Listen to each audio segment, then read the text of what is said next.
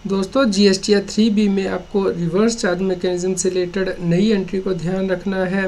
इसके बारे में हम इस वीडियो में डिस्कशन करेंगे। CA Satbir Singh YouTube channel पे आपका स्वागत है। तो इसके रेगुलर अपडेट के लिए हमारे यूट्यूब चैनल को सब्सक्राइब कर लें और आप हमें टेलीग्राम चैनल और WhatsApp channel CA Satbir Singh टैक्सील पे भी सब्सक्राइब कर लें। लिंक वीडियो के डिस्क्रिप्शन में भी दिया गया है, कमेंट में पिन किया गया है। Notification number 13/2017 central tax rate जो कि यह बताता है कि कौन सी ऐसी सर्विसेज हैं जिनके ऊपर के रिवर्स चार्ज मैकेनिज्म के अंतर्गत आपको जीएसटी पे करना है।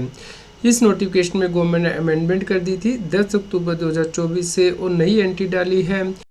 दोस्तों आप यहाँ पे देख सकते हैं नई एंट्री 5A भी इंसर्ट की गई है 10 अक्टूबर 2024 से, जो कि यह बताती है कि यदि आप कोई भी इमूवेबल प्रॉपर्टी रेंट पे लेते हैं जो कि रेजिडेंशियल प्रॉपर्टी नहीं है तो उस केस में जीएसटी रजिस्टर्ड पर्सन को पे करना है यदि ये सर्विस अनरजिस्टर्ड पर्सन से ली गई है।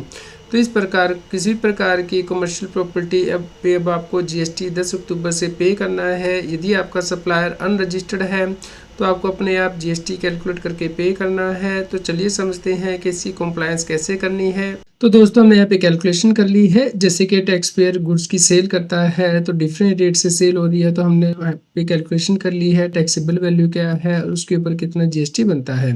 इसके अलावा अब रेंट भी क्योंकि यहाँ पे टैक्स पेयर पे करता है अनरजिस्टर्ड पर्सन को, क्योंकि उसने शोरूम यानी कि कमर्शियल प्रॉपर्टी रेंट पे ली है और उसके सप्लायर अनरजिस्टर्ड है, तो इस केस में अब जीएसटी टैक्स पेयर को ही पे करना होगा 18% से, यानी कि 9% CGST और 9% SGST।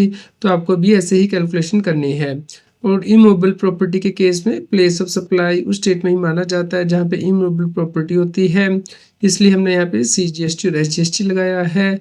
तो अब आपको यहाँ पे ध्यान रखना है कि जो RCM है ये आपको कैश में पे करना होता है, जबकि आप अपनी आउटपुट टैक्स लायबिलिटी को पे करने के लिए इनपुट टैक्स क्रेडिट को एडजस्ट कर सकते हैं।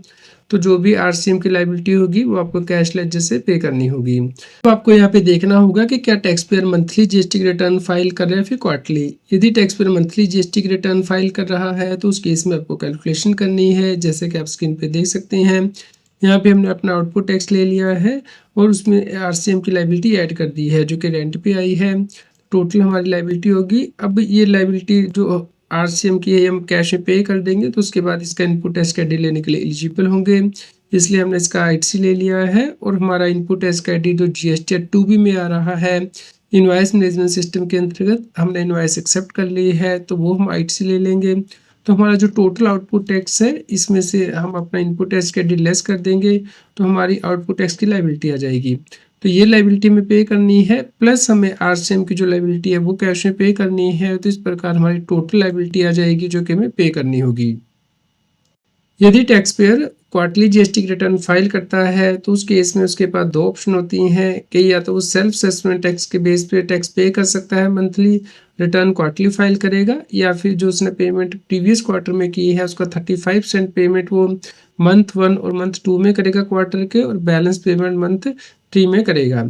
तो यहाँ पे हम चेक कर लेते हैं कि अब कैलकुलेशन कैसे होंगी। तो जैसा कि आप यहाँ पे देख सकते हैं हमने सेल्फ असेसमेंट टैक्स में कैलकुलेशन ऑलरेडी कर ली है टैक्स पेयर की कि कितना उसे टैक्स पे करना है।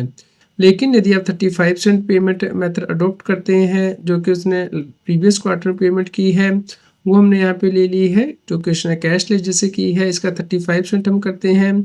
तो अक्टूबर मंथ में उसे इतनी पेमेंट करनी थी, लेकिन यहाँ पे हमें जो सेल्फ असेसमेंट टैक्स मेथड है वो अडोप्ट करना चाहिए क्योंकि इसमें हमारी कम जीएसटी की पेमेंट बनेगी मंथ 1 और मंथ 2 में। तो इस प्रकार आप हर मंथ के लिए कैलकुलेशन कर सकते हैं और इस प्रकार अपनी जीएसटी की लायबिलिटी डिस्चार्ज कर सकते हैं जीएसटी पोर्टल पे। जीएसटी रिटर्न फाइलर के केस में आप जीएसटी पोर्टल पे जाएंगे और GST 3B फाइल करते हैं तो वहाँ पे टेबल नंबर 3.1 दिया गया है जहाँ पे कि आपको अपनी आउटपुट टैक्स की लायबिलिटी भी दिखानी है और जो रिवर्स चार्ज के अंतर्गत लायबिलिटी है वो भी दिखानी है। तो टेबल 3.1 पे यहाँ क्लिक करेंगे तो यहाँ पे देखिए जो ये कॉलम दिया गया है invert supply liable to reverse charge. अभी आपको यहाँ पे एंट्री करनी होगी जो कि रेंट के ऊपर आप जीएसटी पे करते हैं तो टैक्सेबल वैल्यू जो है रेंट की यहाँ पे डालनी होगी और उसके ऊपर जो जीएसटी बनेगा वो यहाँ पे आपको डालना होगा। और जो आउटपुट सप्लाई की वैल्यू है वो तो GST 1 से यहाँ पे आ जाएगी, लेकिन RCM की लायबिलिटी GST 1 से नहीं आएगी। ये लायबिलिटी आपको खुद कैलकुलेट करके यहाँ पे एंटर करनी होगी। Invert supply liable to reverse charge mechanism. तो जब आप ये लायबिलिटी यहाँ पे एंटर कर देंगे तो इस टेबल को कंफर्म करेंगे। पे एलिजिबल आईटीसी के टेबल में जाएंगे तो आपका एलिजिबल आईटीसी आ जाएगा। इनवॉइस मैनेजमेंट सिस्टम में आपने जो एक्शन लिया इनवॉइसेस के ऊपर जीएसटी या 2B से जो इनपुट टैक्स क्रेडिट है वो यहाँ पे आ जाएगा। उसके बाद आप यहाँ पे देखिए कॉलम दिया गया है invert supply liable to reverse charge. तो जो आरसीएम रेंट के ऊपर आप पे कर रहे हैं जीएसटी लायबिलिटी वो आप यहाँ पे एंटर करेंगे और यहाँ पे एंट्री करने के बाद आप नीचे जाएंगे और इसे कंफर्म करेंगे। तो ये जो आरसीएम की टैक्स लायबिलिटी है आपको कैश में पे करनी है। तो आप जब नेक्स्ट स्क्रीन में जाएंगे तो इतना अमाउंट जो है कैश लेजर से आपको पे करने के लिए कहा जाएगा और जो बैलेंस अमाउंट होगा आउटपुट टैक्स लायबिलिटी का इनपुट टैक्स क्रेडिट से एडजस्ट करने के बाद वो भी आपको कैश में ही पे करना होता है। तो इस प्रकार जो मंथली रिटर्न फाइलर है वो इस प्रकार से पेमेंट करेंगे अब जीएसटी की।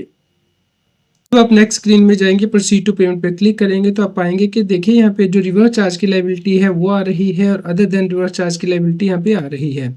जो अदर देन रिवर्स चार्ज की लायबिलिटी है उसे आप अपने इनपुट टैक्स क्रेडिट से एडजस्ट कर सकते हैं। जो बैलेंस अमाउंट है वो यहाँ पे आ जाएगा। देखिए अदर देन रिवर्स चार्ज जो बैलेंस है वो टैक्स लायबिलिटी आपको कैश में पे करनी है प्लस जो रिवर्स चार्ज की लायबिलिटी है वो आपको कैश में पे करनी है। तो इस प्रकार जो एडिशनल कैश रिक्वायर्ड होगा आपको वो यहाँ पे आ जाएगा। यहाँ पे आप क्रिएट चलान करके चलान की पेमेंट करेंगे और इसकी पेमेंट करेंगे टैक्स की। तो इस प्रकार आप रिवर्स चार्ज मैकेनिज्म के अंतर्गत यहाँ पे पहले एंट्री करेंगे और उसके बाद आप उसका इनपुट टैक्स क्रेडिट ले पाएंगे जीएसटी 3B में। तो जो रिवर्स चार्ज की लायबिलिटी है वो आपको कैश में पे करनी होती है, इस बात का आपको ध्यान रखना है। टैक्स पेयर क्वार्टरली जीएसटी की रिटर्न फाइल करता है तो उस केस में से टैक्स मंथली पे करने होते हैं। उसके बाद दो ऑप्शन होती हैं 35% चलान पेमेंट या challan based on self assessment action. तो इसके लिए आप जीएसटी पोर्टल पे लॉगिन करके सेल्सी में जाएंगे, पेमेंट में जाएंगे, क्रिएट चालान पे प्रेस करेंगे। यहाँ पे monthly payment for quarterly return आपको चूज करना है और उसके बाद या तो आप 35% चलान पे करेंगे जो कि आपने प्रीवियस क्वार्टर में पेमेंट की है उसका 35% जो आपने कैश में पेमेंट की है, या फिर आप सेल्फ असेसमेंट टैक्स के बेस पे पेमेंट कर सकते हैं जैसे कि हमने अभी कैलकुलेशन की है। तो ये कैलकुलेशन आप भी कर लें क्योंकि मंथ 1 और मंथ 2 में आपके पास ऑप्शन है कि दोनों ऑप्शन में से जो भी आपको बेनिफिशियल रहे उसके अकॉर्डिंग आप टैक्स की पेमेंट कर सकते हैं। यहाँ पे आपको ये भी ध्यान रखना है कि यदि आप रिवर्स चार्ज मैकेनिज्म के अंतर्गत कोई सर्विस लेते हैं तो उस केस में आपको सेल्फ इनवॉइस बनानी है, यानी कि अपने आप इनवॉइस बनानी है। इनवॉइस आपको कितने दिन के अंदर बनानी है इसके लिए भी नया रूल जीएसटी में इंसर्ट किया गया है। जैसा कि आप अपनी स्क्रीन पे देख पा रहे हैं रूल 47A इंसर्ट किया गया है जो क्या बताता है कि यदि कोई व्यक्ति रिवर्स चार्ज मैकेनिज्म के अंतर्गत कोई गुड्स या फिर सर्विस लेगा तो जब वो गुड्स या सर्विस लेगा उसके रिसीव होने के बाद 30 डेज के अंदर अंदर उसे टैक्स इनवॉइस बनानी है, यानी कि सेल्फ इनवॉइस बनानी है और इसके ऊपर जो जीएसटी की लायबिलिटी है वो भी डिस्चार्ज करनी है। इसलिए आपको इंश्योर करना है कि आप इन इनवॉइसेस के नंबर भी सेपरेटली मेंटेन करके रखें कि कौन सी ऐसी इनवॉइसेस है जिनके ऊपर के रिवर्स चार्ज मैकेनिज्म के अंतर्गत आप जीएसटी डिस्चार्ज करेंगे। उम्मीद करते हैं दोस्तों आपके लिए न्यूज़ यूजफुल रही होगी। कृपया लाइक करें और शेयर करें ताकि सभी लोगों तक ये जानकारी पहुंच पाए। यदि आपका जीएसटी से रिलेटेड कोई क्वेश्चन हो तो आप हमें कमेंट करके जरूर बताएं। जीएसटी की और अधिक जानकारी के